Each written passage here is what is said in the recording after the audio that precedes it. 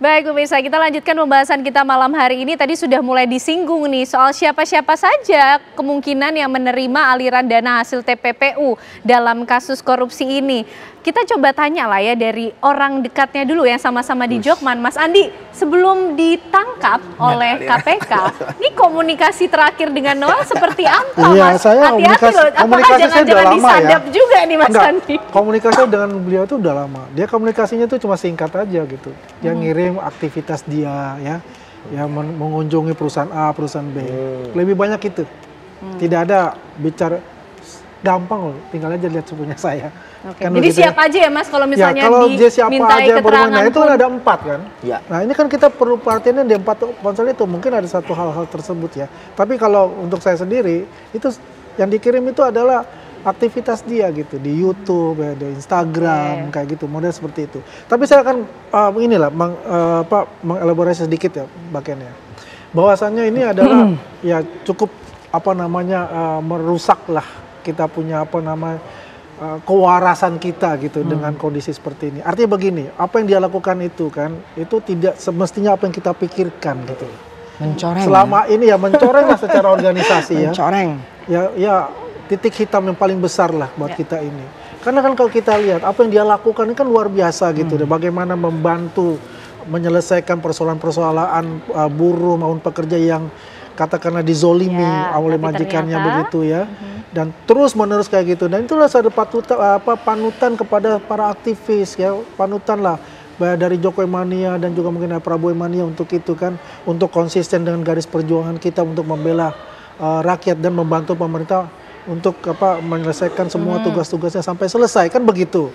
Dengan kejadian ini ibaratnya petir di siang bolong gitu kan. Apalagi kalau kita lihat ya, ini masalah K3. Ini sangat luar biasa. Dari 275.000 naik ke 6 juta saja itu luar biasa.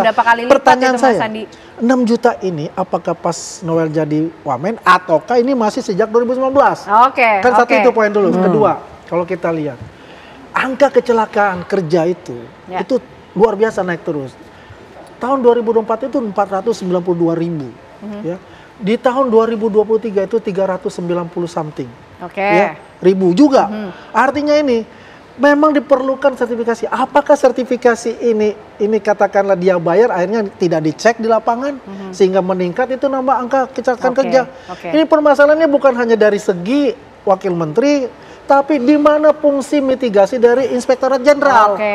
Itu perlu juga diaudit lagi. Harus ada mitigasi seperti itu gitu loh. Jangan salah ya, Inspektorat Jenderal itu bintang 2 rata-rata loh. Ya kan, ini kan mesti kita juga harus perhatikan bagaimana sih struktur dari Kementerian Tenaga Kerja itu seperti apa gitu. Kalau memang dari zaman katakanlah Pak Eman Suparno sampai sekarang ini yang terjadi ya, itu tidak ada yang namanya evaluasi, koreksi secara menyeluruh ya, dengan ada kan banyak sekali tuh dia tenaga kerja itu. Nah ini baru levelnya menteri nih yang baru kena nih, ya kan. Wakil menteri.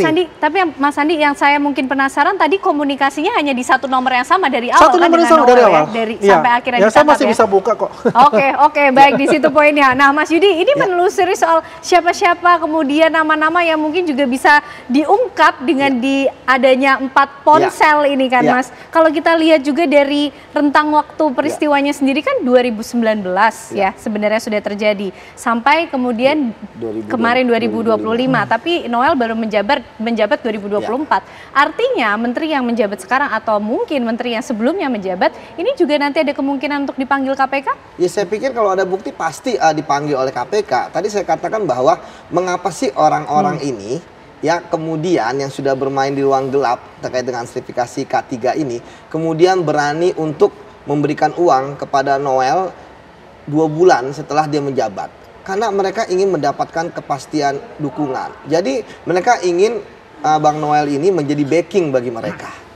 Kalau masalah teknis bagaimana memeras, bagaimana istilahnya mereka menggunakan rekening-rekening yang bukan rekening mereka ya kan mereka pakai rekening orang lain yang nggak kedetek gitu kan untuk menampung dan sebagainya, itulah mereka, tugas mereka itu. Tetapi tugas dari orang-orang di atasan mereka yang mereka berikan uang, ya ada direktur, ada dirjen, itu adalah memastikan mereka aman, ya koordinator ini si Bobby ini aman, ya dalam menjalankan tugasnya. Makanya kan uang dia kan sekitar 69 miliar yang ke dia. Tapi saya yakin itu pasti akan mengalir kemana-mana. Nah, kalau suasana kebatinan Bang Noel ya, analisis saya ya, dia kan wamen. Ketika diberikan oleh Bobi dan kawan-kawan uang 3 miliar lagi, masa Bang Noel nggak mengatakan, Menteri gimana? Kan pasti begitu ke orang-orang itu. Benar nggak? Pasti gitu kan? Karena kan dia hanya wakil. Wakil dapat segitu gitu kan? Apalagi menteri itu ya. Iya, makanya pasti Bang Noel juga nanya. Karena nggak mungkin dia berani terima kalau misalnya menterinya nggak ada oke dari mereka. Tapi ya sudahlah, itu pembuktian KPK menurut saya ya. Tetapi pola ini, karena ini udah berlangsung dari 2019, pasti pola minta backingan dari pejabat ya, paling tinggi di atasnya, itu pasti dilakukan. Sebelumnya nggak tahu saya ada wamen atau tidak gitu kan. Sebelumnya kan menteri misalnya. Bisa jadi ya, tinggal orang-orang ini mau bicara atau tidak. Ini menyambung juga dengan Bang Andi yang mengatakan tentang Inspektorat Jenderal. Bang Andi, Inspektorat Jenderal kalau backingnya orang-orang ini ya adalah menteri atau wamen misalnya, mana berani gitu kan. Itu yang pertama. Kemudian yang kedua, kalau orang-orang ini bermain sendiri, barulah gagah itu Inspektorat kan. Jadi karena apa? Kan uang ini kan begitu banyak. Ya, kalau melihat bagaimana KPK menyampaikan ya, ketika ini terbongkar kan adanya informasi. Sebenarnya saya juga melihat yang menarik ya.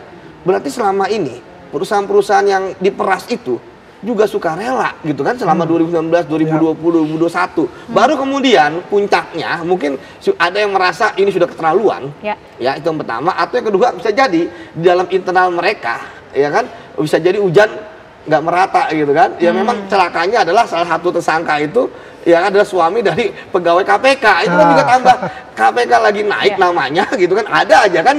Jadi OTT ini istilahnya kayak tiada gading yang tak retak gitu kan. Ada aja berita gitu. Tapi ya kembali lagi bahwa mudah gitu ya untuk menelusuri ya siapa saja yang menerima, asalkan ya ke-11 tersangka ini mau menjadi justice kolaborator. Kalau tidak, pasti akan sangat sulit gitu ya. Karena satu lagi yang menarik terkait dengan OTT ini, bahwa KPK itu ternyata sebelum turun ke lapangan kan juga sudah menganalisis dari data dari LHA dari PPATK ya. Dan kemudian yang menarik juga tadi benar Mas Andi dikatakan bahwa sekjen itu tidak berfungsi. Karena apa? Karena orang-orang ini Irjen tidak berfungsi karena orang-orang ini ketika ada kasus korupsi di tempat lain, kita tahu KPK sedang menangani kasus PJTKA.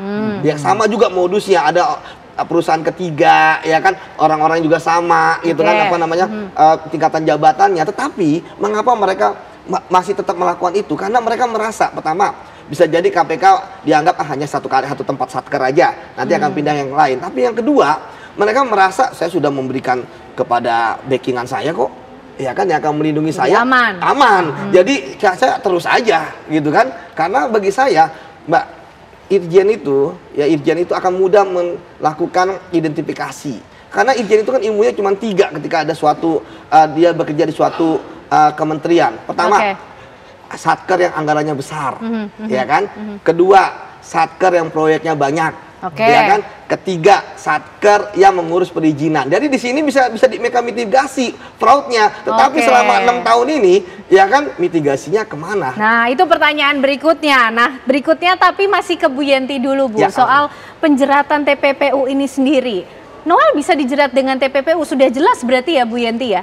Jelas lah kalau berkaitan dengan yang 3M Desember. Itu dilihat, dapat 3M itu saya nggak tahu ya. Ada 3M itu apakah melalui transfer atau apa. Kemudian PPATK kan sudah ada datanya. Ya artinya zamannya Pak Noel saja mulai Desember ya, 2 bulan setelah dilantik sampai dengan bulan-bulan ini ya, Agustus. Itu kan sudah cukup lama. Apakah yang 3M itu tidak diapa-apakan, disimpan aja, atau sudah kemana-mana? Atau juga kan ini sudah dibuka ya, karena jadi gini, masuknya menggunakan TPPU-nya 3M tadi yang Desember, dengan adanya calon penersangkaan angka TPPU ini membuat leluasa KPK untuk membuka rekening-rekening, ya kan, termasuk rekening yang tidak berkaitan dengan yang OTT ini. Jangan-jangan bukan hanya 3M, jangan-jangan ada transaksi-transaksi janggal, transaksi-transaksi besar yang memang ditransaksikan oleh Pak Noel ini.